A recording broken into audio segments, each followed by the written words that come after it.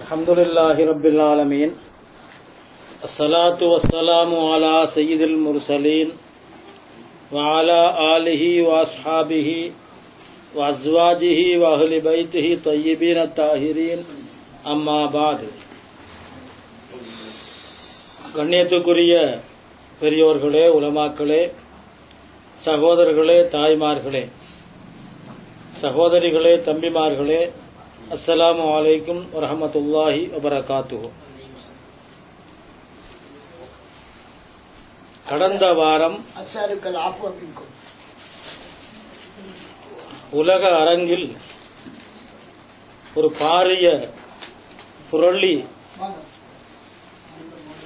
ஏற்பட்டு உலகம் அழியப் போகிறது என்ற ஒரு கருத்து மேலோங்கி மக்கள் குழம்பி போயிருந்ததை நாம் அனைவரும் அறிவோம். இந்த நிலைப்பாட்டில் முஸ்லிம்களும் விடுபடாமல் அந்த கருத்தை சற்று ஏற்றுக்கொண்டவர்கள் போல் செயல்பட்டதையும் நாம் அறிவோம். உலகம் தொடங்கிய நாளிலிருந்து உலகம் முடியப் போகிறது என்ற அந்த கருத்து இருந்து வந்திருக்கிறது என்பது நிதர்சனம். உலகத்தில் நபிமார்கள் எல்லாம் இந்த உலகம் நிலைத்திருக்க கூடியது என்று ஒருபோதும் சொன்னதில்லை. இந்த உலகம் ஒரு நாள் அழியத்தான் செய்யும்.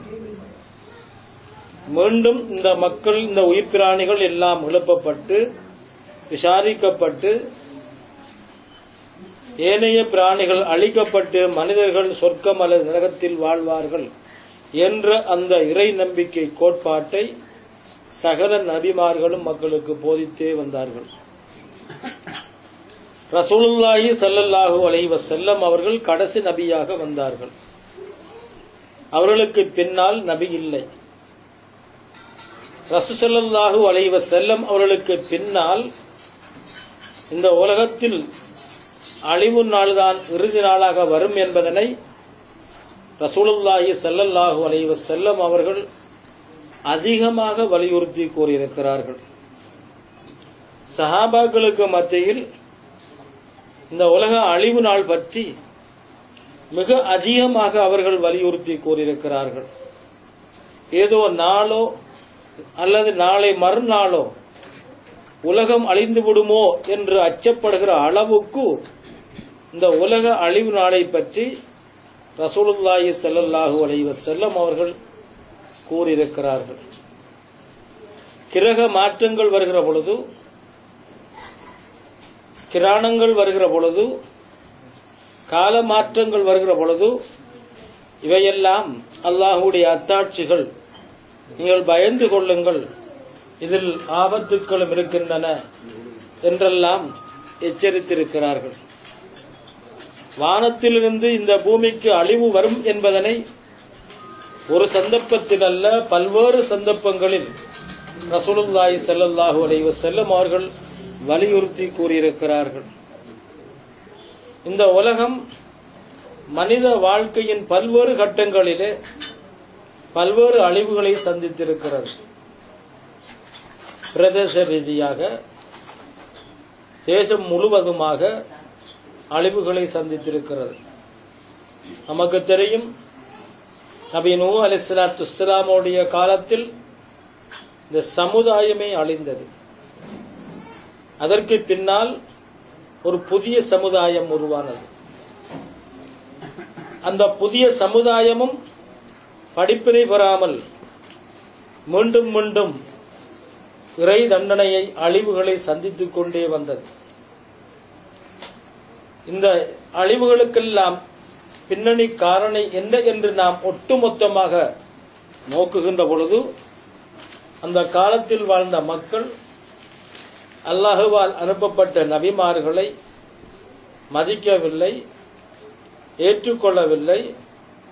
அதனால் அந்த நபிமார்கள் பொறுமை இழந்து அல்லாஹ்விடத்தில் இந்த சமுதாயத்தை அழித்துவிடு என்று கேட்ட பொழுதுதான் இந்த பிரபஞ்ச அழிவுகளும் பிரதேச சமூக அழிவுகளும் தொடர்ந்து வந்ததனை நாம் குர்ஆனின் மூலமாக, சரித்திரங்களின் மூலமாக தெளிவாக அறிந்து கொள்கின்றோம்.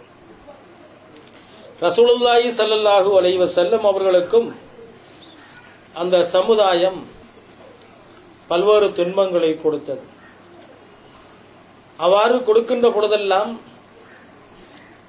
அழிவை ஏற்படுத்துகின்ற மலக்குகள் பெருமானாரிடத்தில் வந்து ஒரு கட்டளை பிறப்பித்தால் இந்த சமுதாயத்தை அழித்து போடுவோம் என்று கூறிய பொழுதெல்லாம் மக்களை அழிக்க நான் வரவில்லை, இன்று இந்த மக்கள் என்னை புரிந்து கொள்ளாவிட்டாலும் இவருடைய சந்ததிகள் நிச்சயமாக என்னை ஏற்றுக்கொள்வார்கள், என்னை ஏற்றுக்கொள்கின்ற அந்த நல்ல சந்ததிகளுக்காக நான் அவர்களுக்கு எதிராக துஆ கேட்க மாட்டேன் என்று ரசூலுல்லாஹி ஸல்லல்லாஹு அலைஹி வஸல்லம் அவர்கள் கூறியதனையும் ஹதீஸ்களிலே வரலாற்றிலே நாம் பார்க்கிறோம்.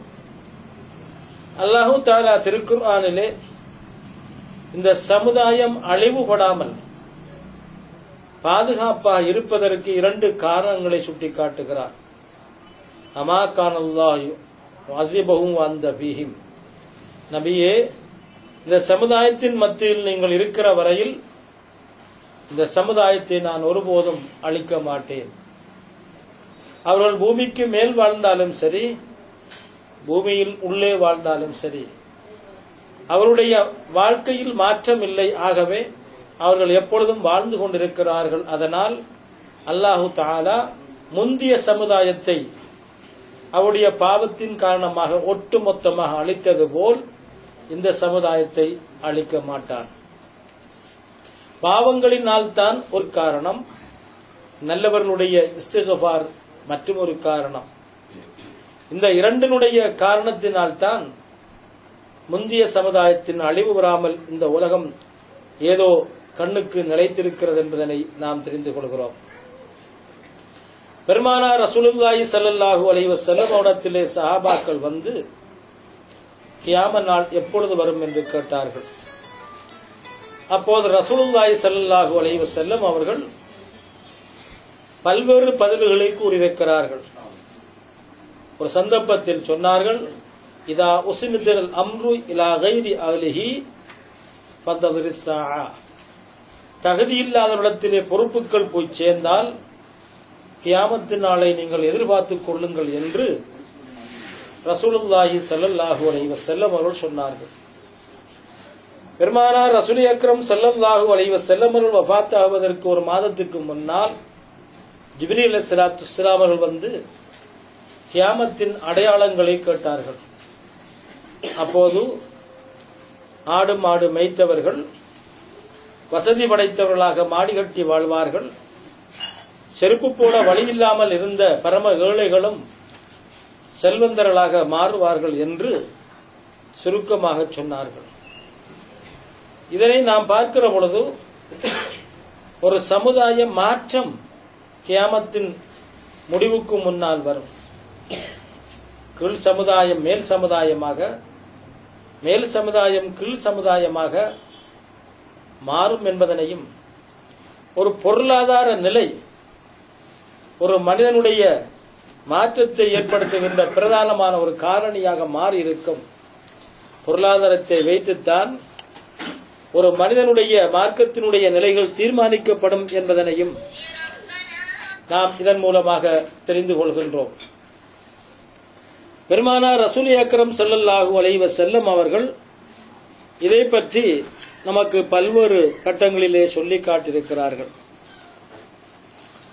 வல்லாஹி மா அக்ஷா அலைக்கும் அல் ஃபக்ர வலாக்கின்னி அக்ஷா அலைக்கும் அன் துபஸித அலைக்கும் துன்யா கமா புஸிதத் அலா மன் கான கப்லக்கும், நீங்கள் வறுமையில் வாடுவீர்கள் என்று ஒருபோதும் நான் அச்சப்படவில்லை. உங்களுக்கு முன்னால் வாழ்ந்த இஸ்ரவேலர்களுக்கு அல்லாஹ் பல்வேறு செல்வங்களை வழங்கினான். அந்த செல்வத்தின் காரணமாக அந்த மக்கள் உருப்படியான வாழ்க்கையை அமைத்துக் கொள்ளாமல் அவர்களுக்குள் போட்டி போட்டு சீரழிந்து மடிந்த வரலாறு இருக்கிறது. அதுபோன்ற ஒரு நிலைமைதான் உங்களுக்கு மத்தியிலும் வரும். உங்களுக்கு செல்வம் வருகிற பொழுது நீங்கள் சுபிட்சமாக சகோதரத்துவ வாஞ்சியோடு வாழப்போவதில்லை. நான் பெரிது நீ சிறிது என்று போட்டி போட்டு நீங்கள் சண்டை பிடித்து அழிந்து போய் விடுவீர்கள் என்றுதான் நான் பயப்படுகிறேன் என்று ரசூலுல்லாஹி ஸல்லல்லாஹு அலைஹி வஸல்லம் அவர்கள் சொன்னார்கள். பணம் உலக அழிவுக்கு ஒரு காரணமானதாக, பாவங்கள் பெருகுவதற்கு ஒரு வழியாக, அல்லாஹ்வுடைய கோபத்தை தூண்டுகின்ற ஒரு மார்க்கமாக இறுதி நாளின் அண்மை காலத்திலே ஏற்படும் என்பதனை ரசூலுல்லாஹி ஸல்லல்லாஹு அலைஹி வஸல்லம் அவருடைய இந்த ஹதீஸ் சுட்டிக்காட்டுகிறது. கியாமத்தின் அடையாளங்களை பற்றி சொல்கிற பொழுது விபச்சாரம் பெருகும், மதுபானம் குடிப்பது சர்வசாதாரணமாக இருக்கும், பெண்களுடைய ஆதிக்கம் தலை தூக்கும், மதிக்க வேண்டியவர்கள் மதிக்க